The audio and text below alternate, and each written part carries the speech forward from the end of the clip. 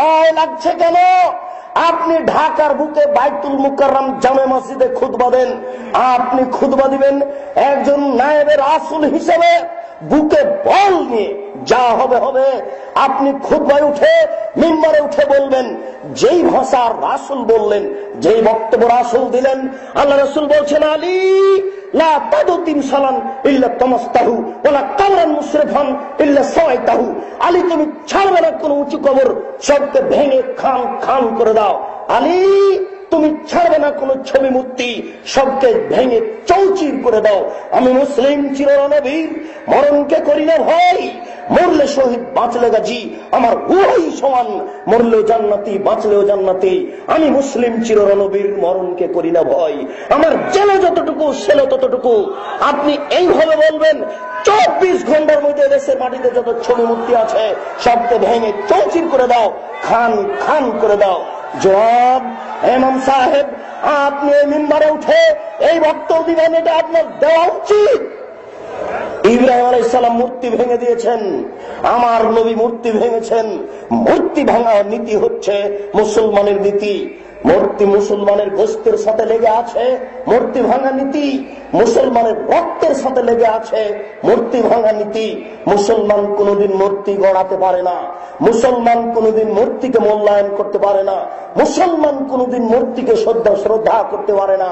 ইব্রাহিম আলাইহিস সালামকে বলা হয়েছিল, আপনি যাবেন না আমাদের সাথে মেলায়? তিনি বলেছেন, না, আমি যাব না। তিনি বললেন, তাল্লাহে লা আকিদান্না আসনামাকুম, অবশ্যই যখন তোমরা আমার অগোচরে চলে যাবে তখন আমি তোমাদের এই মূর্তিগুলিকে একেবারে ভেঙে খান খান করে দেব। এই কথা তিনি বললেন। ফাজালাহুম জুজাজ, তিনি মূর্তিগুলিকে একেবারে চৌচির করে দিলেন। মাত্র যে বড় মূর্তিটি ছিল সেই মূর্তিটিকে তিনি রেখে দিলেন, তারা এসে যেন বোকা সাজে। ইব্রাহিম আলাইহিস সালাম সমস্ত মূর্তিকে ভেঙে দিয়েছিলেন। আমার নবী মুহাম্মদ সাল্লাল্লাহু আলাইহি সাল্লাম যেদিন কাবা ঘরে ঢুকলেন, সেদিন এই লাঠি হাতে করে ঢুকলেন। লাঠি হাতে করে কাবা ঘরে ঢুকে বললেন, জাল হক, এসেছে সত্য, ওয়াজাহাকাল বাতিল, চলে গেছে মিথ্যে। ইন্নাল বাতিলা, নিশ্চয় মিথ্যে, কানা যাহুকা, চিরদিন মিথ্যে। এই বলে তিনি সেই কাবা ঘরের ছবি মূর্তিগুলিকে লাথি মেরে ভেঙে চৌচির করে দিলেন। কোন মুসলমানের বাচ্চা মূর্তিকে সম্মান করতে পারে না। এই মাঠে যত উপস্থিত জনগণ দিনী ভাই আছেন, আজকে বাড়িতে গিয়ে, কালকে বাড়িতে গিয়ে প্রথম কাজ হবে, যত আপনার বাপের মায়ের আত্মীয় স্বজনের ছবি মূর্তি আছে, পুতুল আছে, শোকেজা আছে, সবকে ভেঙে চৌচির করা। এটা জরুরি। যদি আপনি না করেন তাহলে আপনি একজন মুনাফিক মুসলমান। শুনুন, আপনার পিতার মূর্তি আপনাকে ভাঙতে কষ্ট হয় কেন? মুহাম্মদ সাল্লাল্লাহু আলাইহি সাল্লাম বাপের মূর্তি ভেঙে দিলেন। 1 মিনিট আমার দিকে লক্ষ্য করুন, 1 মিনিট আপনাকে আমি দেখাই মুহাম্মদ সাল্লাল্লাহু আলাইহি সাল্লাম বাপের মূর্তি ভাঙলেন কিনা। তিনি জিবরাইলের সাথে যাচ্ছেন মেরাজে। প্রথম আকাশে যখন পৌঁছলেন তখন ওই বলছেন, জিবরাইল দরজা খুলুন। ওই দিক থেকে বলা হচ্ছে, কে? তিনি বলছেন, জিবরাইল। সাথে কে? মুহাম্মদ সাল্লাল্লাহু আলাইহি সাল্লাম। আপনাকে কি পাঠানো হয়েছিল? জি, পাঠানো হয়েছিল। দরজা খোলা হলো।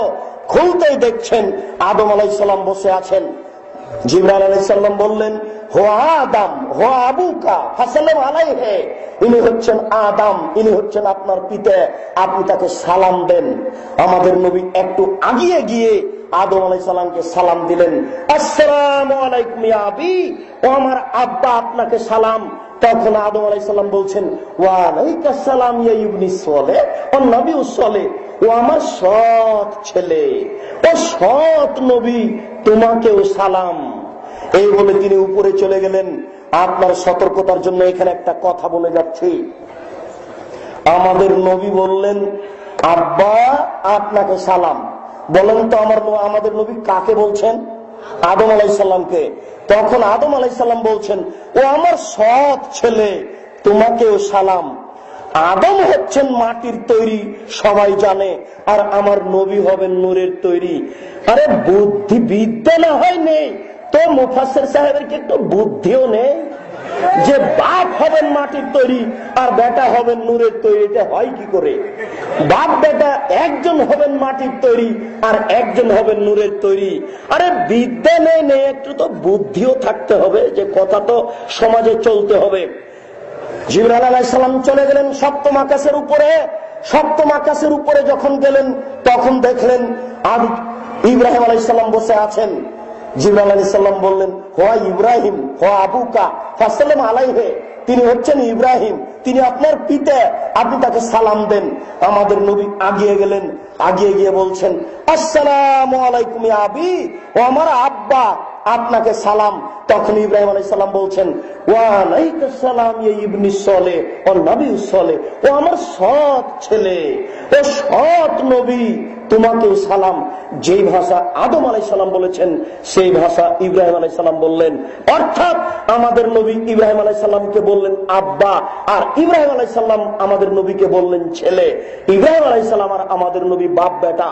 এবার যখন তিনি কাবা ঘরে ঢুকলেন, কাবা ঘরের ছবি মূর্তিগুলো ছিল ইব্রাহিমের, কাবা ঘরে মূর্তিগুলি ছিল ইসমাইলের, ইসহাকের। তিনি লাঠি হাতে করে কাবা ঘরে ঢুকে সব মূর্তিগুলি ভেঙে খান খান করে দিলেন, চৌচির করে দিলেন। নিজের বাপের মূর্তিকে সম্মান করলেন না। মুসলমান কোনদিন মূর্তি তৈরি করতে পারে না, মুসলমান কোনদিন মূর্তি গড়তে পারে না, মুসলমান কোনদিন মূর্তিকে সহ্য করতে পারে না। আমি বলেছিলাম এদেশের এলাকার মেয়রকে গত বছর, জনাব পিতার মূর্তি বানাচ্ছেন কেন, চলবে না, এখানে বসে, এখানে বলেছিলাম, জনাব মেয়র সাহেব আমাকে বলছেন যে মাওলানা বারকুল্লাহ আমাকে ফতোয়া দিয়েছে করা যায়। যেই না কিয়ামত পর্যন্ত হবে না। এই জাতি মূর্তি ভেঙে দেওয়ার জন্য এসেছে। মুসলমান কোনদিন মূর্তিকে সম্মান করতে পারে না, অসম্ভব হতে পারে না।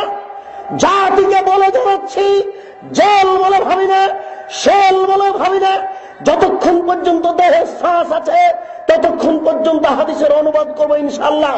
এই দেশের মাটিতে যদি হিন্দু কথা বলতে পারে, এই দেশের মাটিতে যদি ইহুদি কথা বলতে পারে, এই দেশের মাটিতে যদি খ্রিস্টান কথা বলতে পারে, আমি আব্দুল রাজ্জাক এই দেশের মাটিতে হাদিসের অনুবাদ করতে পারি। আমি এই দেশের মাটিতে হাদিসের অনুবাদ করতে পারি। দেশবাসী জেনে রাখো, দেশ শ্বাস থাকাকালীন অনুবাদ করবই করব, দেশ দেহে শ্বাস থাকাকালীন অনুবাদ করবই করব। নবী বলেছেন, আলী ছাড়বে না কোন ছবি মূর্তি, সবকে ভেঙে খান খান করে দাও। তুমি ছাড়বে না কোন উঁচু কবর, তুমি সবকে ভেঙে সমান করে দাও। মুসলিম জনাব জজ হাইকোর্টের মালিক জজ সাহেব, আপনাকে বলে রাখছি, আপনি মনে রাখুন, কালকে যদি আমাকে আদালতে দাঁড়াতে হয় তাহলে আমি মুসলিম শরীফ খুলে আপনার সামনে অনুবাদ করে দেখাবো। আপনার কোনো পথ থাকবে না, আপনাকে লিখতে হবে আদেশ দাতার ফাঁসি ঘোষণা করা হলো আর অনুবাদকের আজীবন জেল ঘোষণা করা হলো। আমি এক নম্বর আসামি নই, এক নম্বর আসামি হচ্ছেন মোহাম্মদ সাল্লাল্লাহু আলাইহি সাল্লাম। তিনি হলেন আদেশদাতা, আমি হলাম অনুবাদক। তিনি হলেন আদেশদাতা, আমি হলাম অনুবাদক। তিনি হলেন আদেশদাতা, আমি হলাম অনুবাদক। জজ সাহেব, হাইকোর্ট জজ কোর্টের আপনাকে অনুরোধ করে বলছি, আপনি আমাকে এক নম্বর আসামি করতে পারবেন না, অসম্ভব।